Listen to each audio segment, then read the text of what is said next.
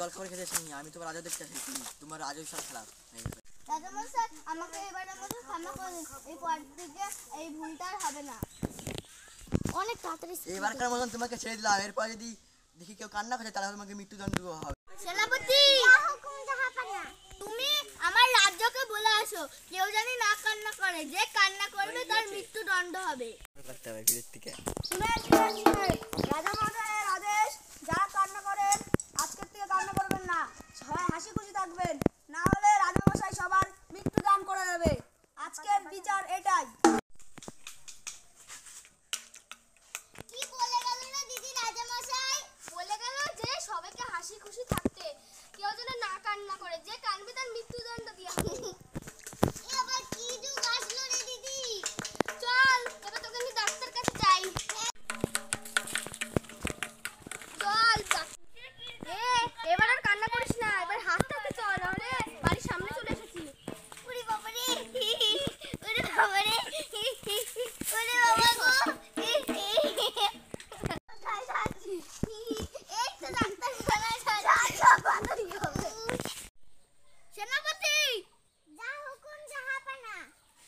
যাও তুমি একবার দেখো গা, দীপার বোন মরেছে, ওরা কাঁদছে নাকি, যাও। ঠিক আছে।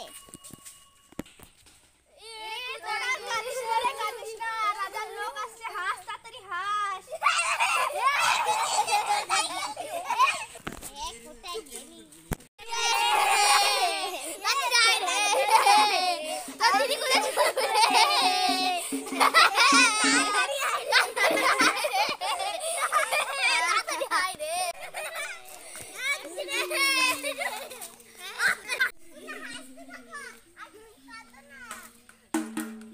ঠিক আছে তুমি যাও।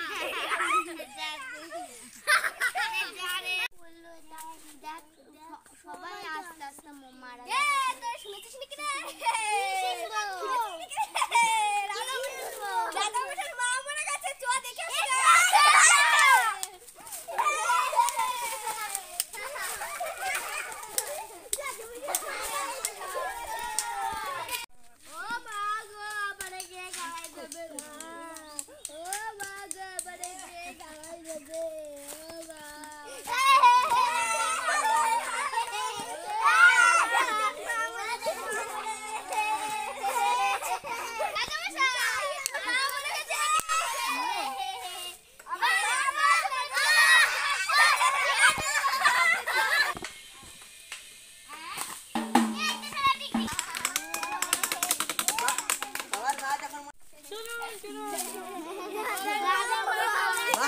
যখন সবার মা মনে আছে তখন তুমি হাসতে বলছো, এখন তোমার মা মনে আছে তুমি সবাইকে কাঁদতে বলছো।